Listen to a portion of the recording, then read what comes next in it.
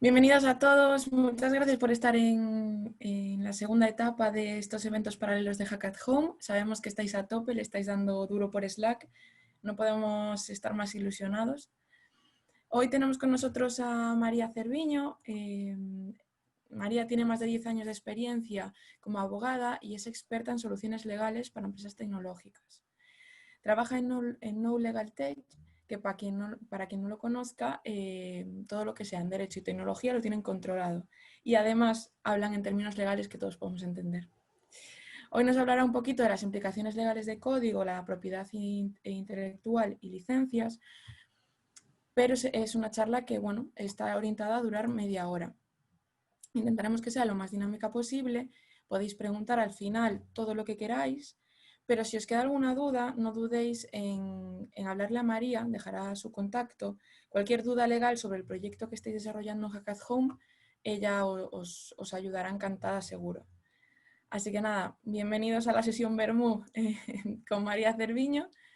Os dejo con la protagonista. Muchas gracias, María. Gracias, Laura. Bueno, buenos días a todos. Un poco en la línea de lo que decía Laura, yo vengo a hablar de las cosas que me parecen básicas a nivel legal del software. Principalmente son propiedad intelectual y privacidad, pero como estamos dentro del hackathon, sí que me interesa que aprovechéis la ocasión para hacer cualquier tipo de pregunta que tengáis respecto de vuestro proyecto, que sé que hubo ya alguna. Si no os parece el sitio, porque habrá otros participantes y no queréis dar pistas, efectivamente, yo os paso luego el contacto, os se lo dejo a Laura y me escribís sin ningún problema. Pero cualquier duda, pregunta que tengáis, por favor, no dudéis en cortarme durante la presentación e intentamos resolverlo. Entonces, empezando, me da mucha rabia porque no tiene nadie la cámara activada y no os veo la cara a nadie. Parece que no hay humanos presentes. Me imagino que estaréis todos de domingo. Voy a ir empezando. Entonces, vamos a hablar de los aspectos legales del software, que pueden ser infinitos, ¿vale? Como cualquier actividad humana va a estar regulada por el derecho a nivel laboral, a nivel fiscal, en un montón de sentidos, pero me voy a intentar centrar en los que... Gracias, Laura, por conectarte, porque has sido una cara. Para que estéis más cómoda. Sí, porque veo a alguien, si no me veo solo a mí misma. Entonces, voy a intentar centrarme en dos aspectos que yo creo que son los que más fricción generan cuando se está con un proyecto de software, ¿no? O los que más preguntas suelen plantear. Y son, en primer lugar, la propiedad intelectual, estrechamente relacionada con las licencias, y en segundo lugar, la privacidad o la RGPD, porque va a estar muy presente desde el inicio en el diseño del software. Entonces, si empezamos por la propiedad intelectual, os sonará seguramente el tema de las licencias, si hacéis software segurísimo, que estáis al tanto de las abiertas, las privativas y los distintos tipos. Yo voy a ir un poquito más hacia atrás, hacia la base del derecho, que es algo que no se suele conocer. Entonces, ¿qué hay que tener en cuenta? Hay que tener en cuenta que la propiedad intelectual, como cualquier aspecto, como os decía, de la vida humana y de las actividades que desarrollamos, tienen una regulación general, ¿vale? En este caso es una ley, la ley de propiedad intelectual. Ahí que están las bases, ¿vale? El contenido básico, lo que en principio tenemos que cumplir. Esa ley se va a poder modificar por contratos, ¿vale? Nosotros vamos a poder cambiarla en determinadas cosas firmando un contrato pues, con la parte que nos encarga el software, por ejemplo, y en este caso con las licencias, que le pongamos que va a ser lo que determine la propiedad intelectual de ese software, ¿no? Si nos vamos a la ley de propiedad intelectual, no pretendo ni mucho menos daros el coñazo leyendo los artículos, solo poneros en contexto, ¿vale? Digamos que la ley lo que distingue son unos derechos de autor morales, que son los del reconocimiento a la persona que hizo, en este caso, el código, ¿vale? Y unos derechos de explotación. Es decir, a venderlo, a reproducirlo, básicamente los económicos, a cobrar, ¿no? Los derechos morales son irrenunciables, es decir, aquel que es autor de algo, sea de una canción, sea de un cuadro, sea de un código de software, no puede renunciar, nunca puede decir, nunca puede vender esa autoría, ¿vale? El que es autor y el que crea la obra lo va a ser para siempre. Y eso no se puede renunciar, ni se puede vender, ni se puede ceder de ninguna manera. ¿Qué es lo que sí podemos ceder? Los derechos económicos, ¿vale? No puedo crear un software brutal, vendérselo mañana a Google y Google lo podrá explotar, pero siempre habrá una pequeñita mención donde se reconozca quién es el autor. Esto en términos generales. Después, que sepáis que la ley de propiedad intelectual, no sé si esto se sabe en el mundillo o se desconoce, tiene previsiones específicas para los programas de ordenador, es decir, para el software, ¿vale? ¿Y qué se explica aquí? Se explica lo que se protege, que bueno, tiene una definición así un poquito arcaica, pero creo que todos entendemos a qué se refiere, ¿vale? Y habla de la titularidad de los derechos. Y esto es muy importante porque ahí se explica que el autor, a efectos morales que os decía antes, de reconocerse como tal, aunque luego pueda ceder los derechos de explotación de un software, siempre va a ser la persona o el grupo de personas que hayan creado el software, ¿vale?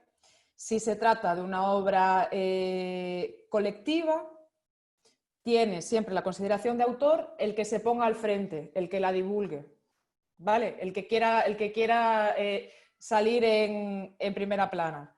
Si hay una colaboración entre varias personas, la obra va a ser propiedad común, ¿vale? De todas estas personas que hayan participado. Y después, muy importante, que a veces nos llegan consultas de este tipo, cuando uno crea un software en su puesto de trabajo en el que está contratado por una empresa y asalariado por esta empresa, salvo que haya un acuerdo escrito muy claro en contrario, el software va a ser de la empresa, ¿vale? Y no de la persona. Pues estamos trabajando para una empresa y pues nuestra capacidad de producción y en este caso también el derecho de autor se desplaza a la empresa, que va a ser la titular de los derechos. Se puede cambiar el sentido en el propio contrato de trabajo o con un pacto específico, pero es muy raro porque la empresa es la primera que no va a estar interesada. Entonces, esto como primera base de la propiedad intelectual, ¿dónde están regulados estos aspectos básicos? ¿A dónde podemos ir? A la ley de propiedad intelectual. Todo esto que os acabo de contar, excepto el derecho de autor que os decía que es irrenunciable, que no se puede ceder ni renunciar, lo vamos a poder modificar por contratos, ¿vale? Y luego viene un aspecto principal, que es el que va a determinar en qué cajita metemos nuestro software, que es la licencia. ¿Vale? De licencias no os voy a hablar porque yo creo que las conoceréis prácticamente, aunque sean los tipos principales, sabéis que las hay abiertas, que las hay privativas, que las hay más dirigidas al ámbito académico, por ejemplo, y más al de comercialización o al industrial. Sí que os invito, para los que no estéis al día, a ver en nuestra web un cómic que tenemos con ilustraciones donde cada licencia es un personaje y un poco se explican las propiedades, que se llama La jungla del software, que lo podéis ver en nuestra web, nolegaltech.com. Y si alguien tuviera alguna duda respecto de esto o quisiera preguntarnos qué licencia creemos que encaja mejor, que me escriba después sin ningún problema, vamos, no dudéis en preguntarnos, ¿vale?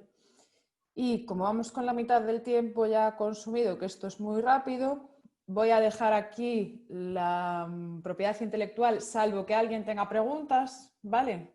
Voy a ver el chat un momento, por si las hubiera. Si hay humanos, me decíais. Ok, ¿alguien tiene alguna pregunta de propiedad intelectual que quiera plantear ahora? Podéis también intervenir, si os desmutáis. Parece que no. Ok. Bueno, si os surgen después, ya os digo que me podéis interrumpir en cualquier momento. Vale. Entonces vamos a pasar lo que es al segundo bloque de la charla, que yo creo que puede ser interesante para los que estéis haciendo software o incluso para el propio proyecto del hackathon, que es la parte de privacidad. ¿Vale? A todos os sonará el famoso RGPD, que es la nueva, entre comillas, normativa que tenemos de protección de datos. ¿Y en qué influye la RGPD cuando estamos haciendo un proyecto de software, que es lo que nos interesa? Estamos en el camino, ¿no? Hay una tendencia así como muy amplia de preocuparse por la privacidad y de ir a la privacidad por diseño, ¿vale? Que sería lo ideal. La RGPD no la impone, pero sí que nos va a imponer una serie de requisitos mínimos que vamos a tener que tener en cuenta, ¿vale? No hay una privacidad por diseño impuesta, pero sí hay un requisito de proporcionalidad.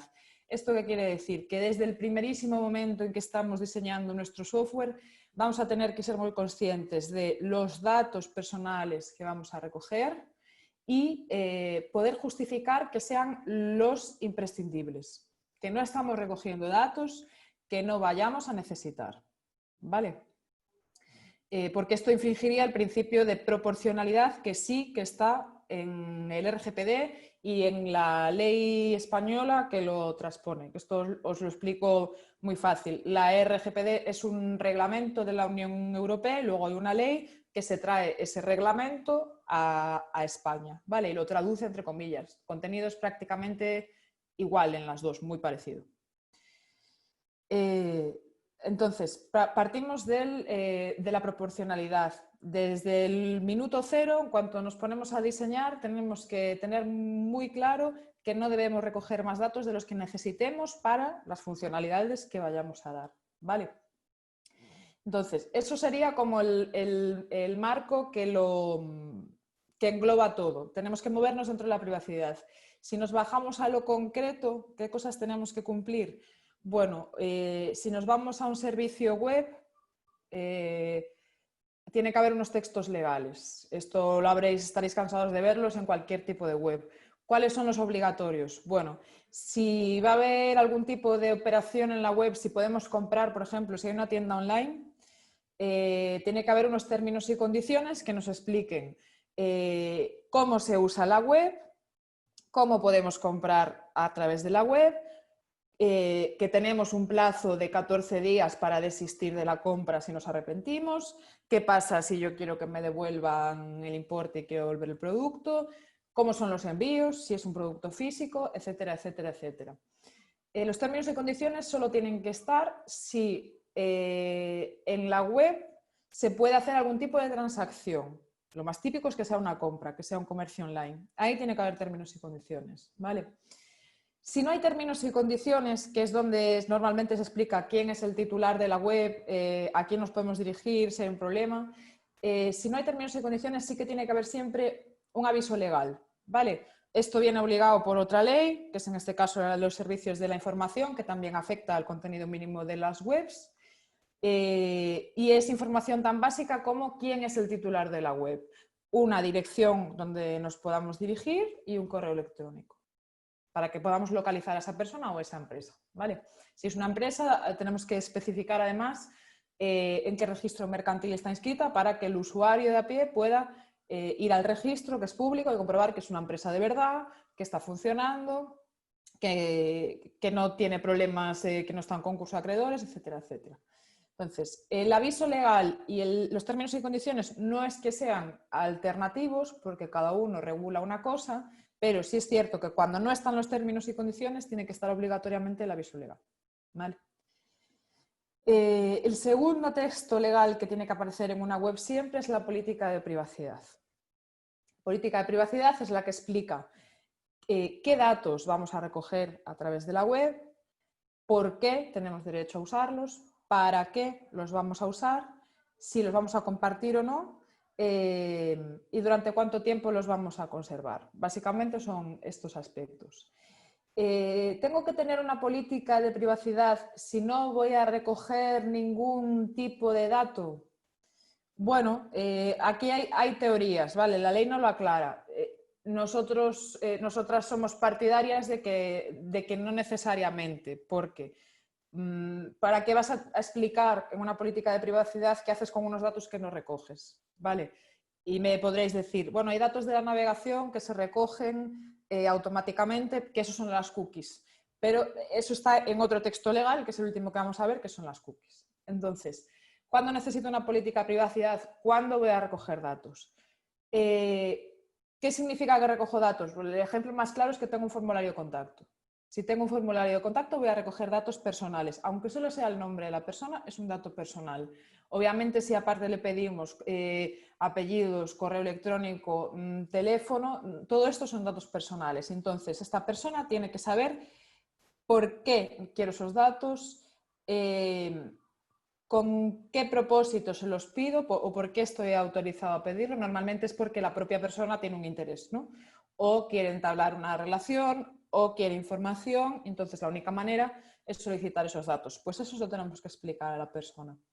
Hay que explicarle también en la política de privacidad si esos datos los vamos a hacer a terceros, y siempre hay pequeñas cesiones a terceros, esto hay que tenerlo en cuenta, ¿vale?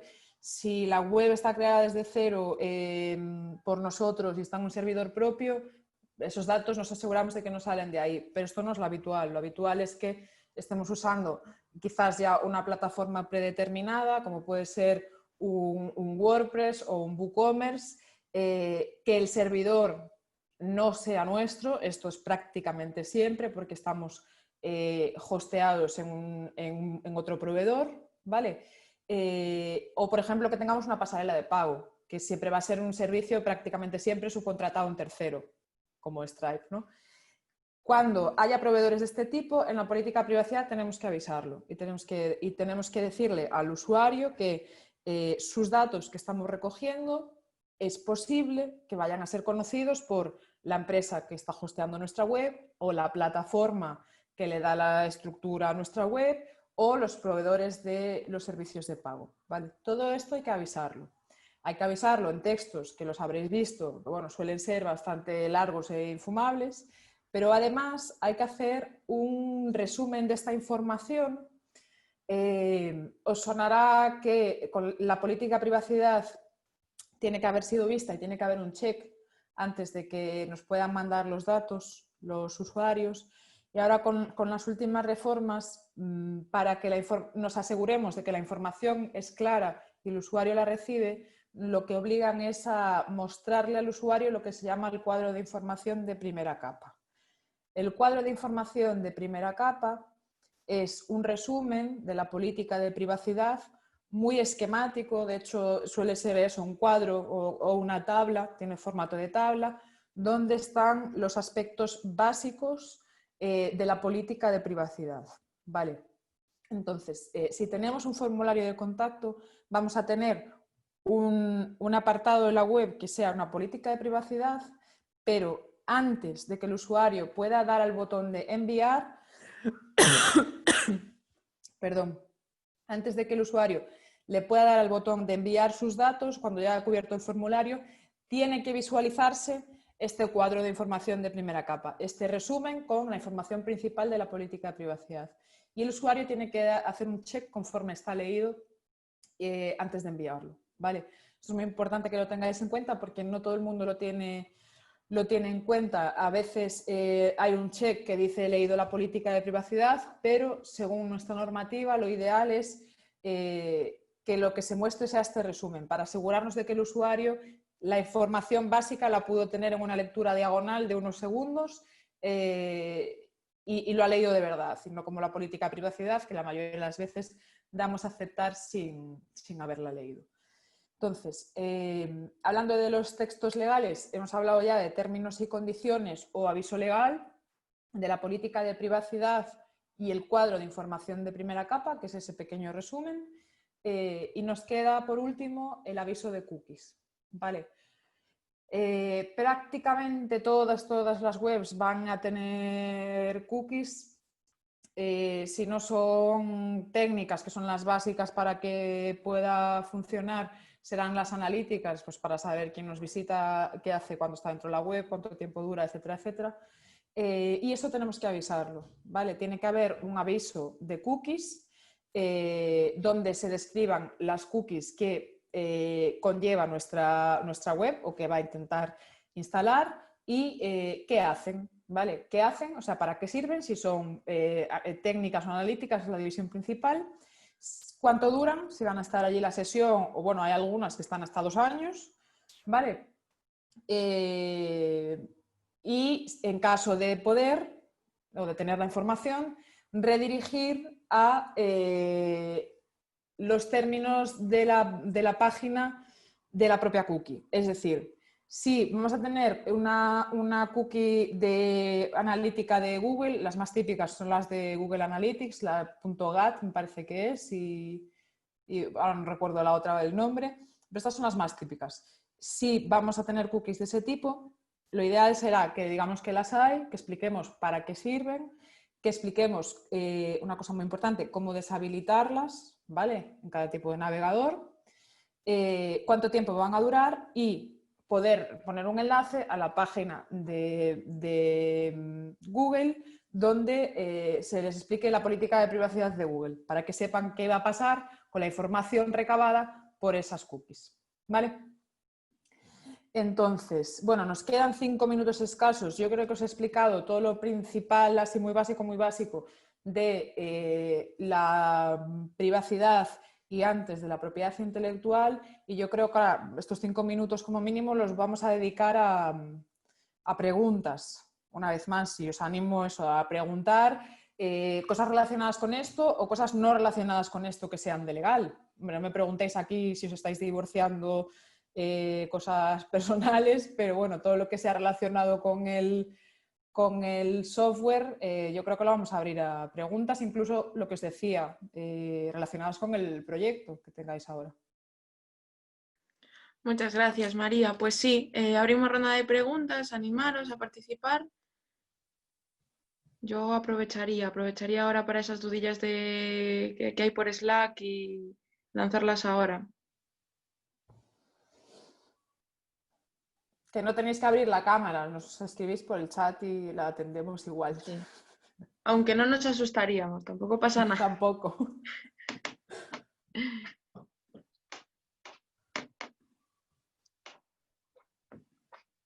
Nada, no se anima nadie. Nos animan.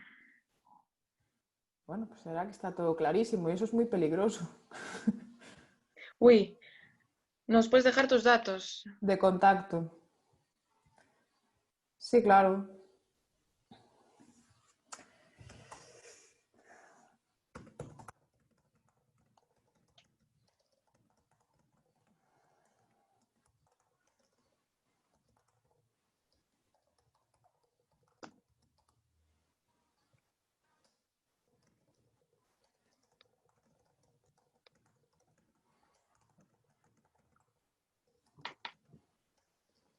María, yo sí que tengo una duda.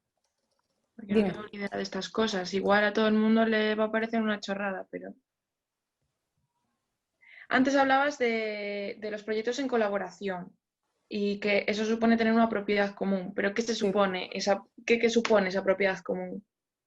Que todos tienen el derecho de autor moral, que es el que os decía, del reconocimiento de autor, va a ser de todos, ¿vale? De todos los del grupo.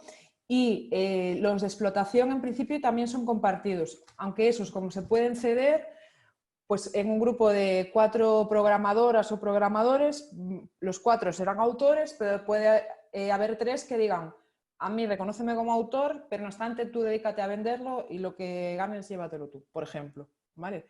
O pueden venderlo a una empresa para que lo comercialice. Pero básicamente es eso, lo que se comparte seguro es el derecho de autor.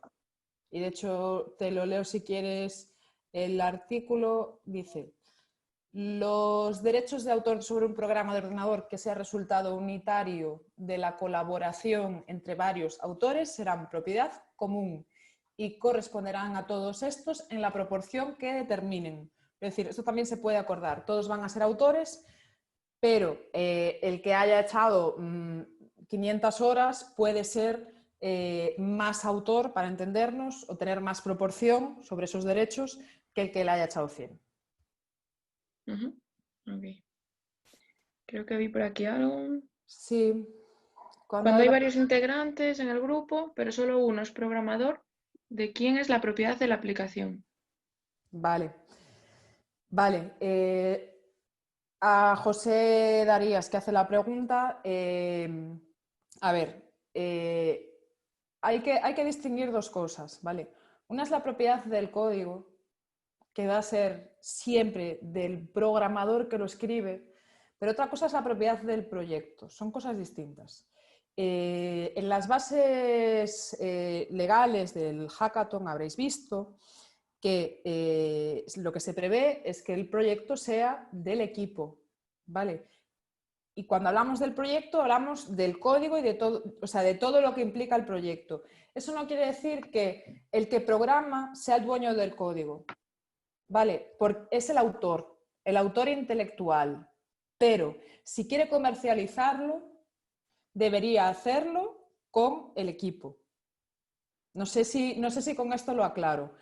Hay como dos aspectos diferenciados. Uno es el proyecto y todo lo que conlleva, que no solo es código, y otra cosa es el código. ¿El código va a ser propiedad del programador que lo escribe? Sí, pero el código por sí mismo entendemos que de poco valdría, ¿vale? Cuando está integrado en un proyecto. No sé, José, si con esto lo aclaro.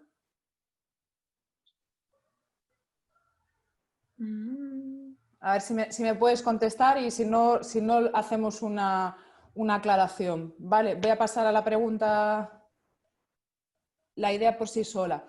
Claro, pero no hablamos ya solo de la idea, sino del proyecto. Quiero decir, puede que uno esté escribiendo el código, pero hay que tener en cuenta, que no os lo dije antes, que la documentación técnica del software, por ejemplo, también tiene propiedad intelectual.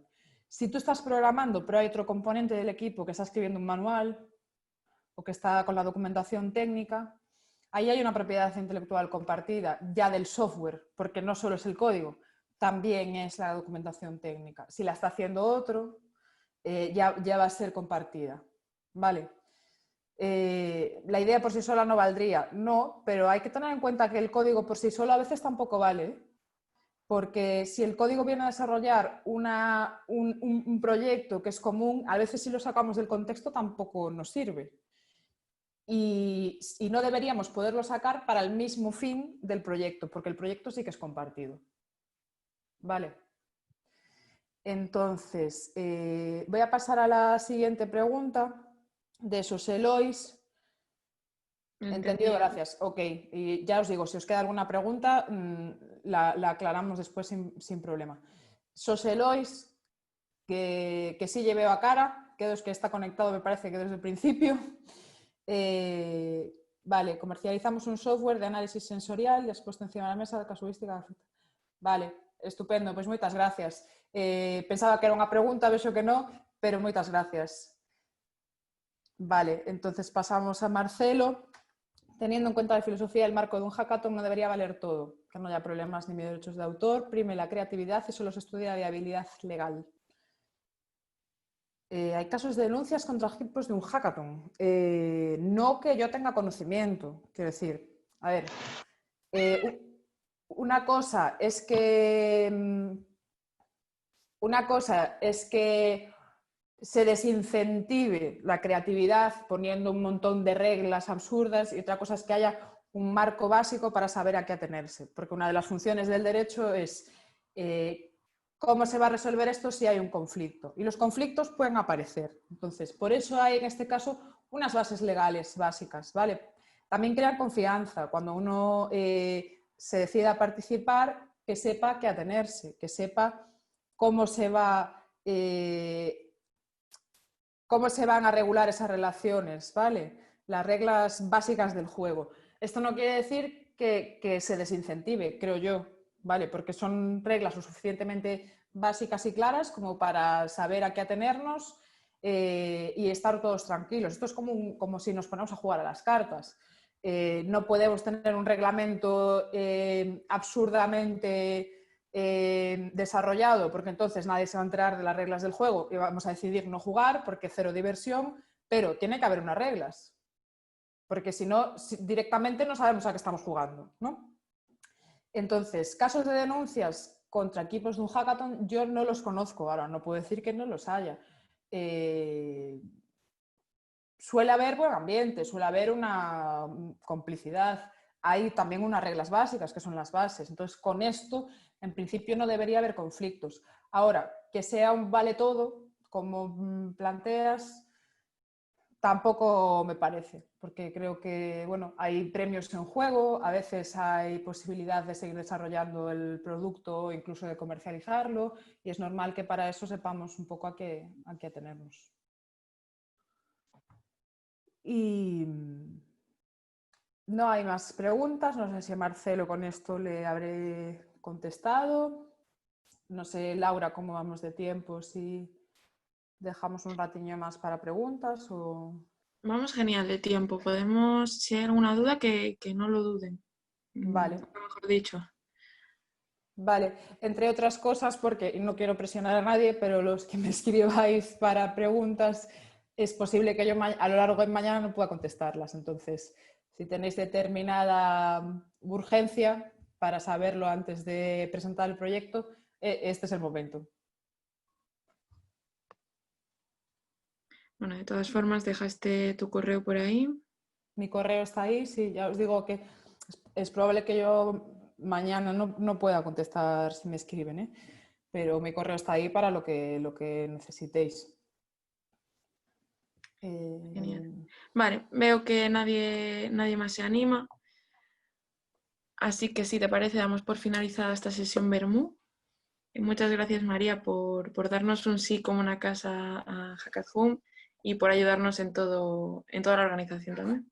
Gracias a vosotros y bueno, gracias a todos los asistentes y un placer. Y nada, tienen mi contacto, saben dónde está la web de No Legal Tech, o sea que se animen a visitar y ver las cosillas que hacemos y estamos a disposición. Son gente muy maja, además. No me cabe duda. Muchas gracias, María. Vale, hasta luego. Chao, chao.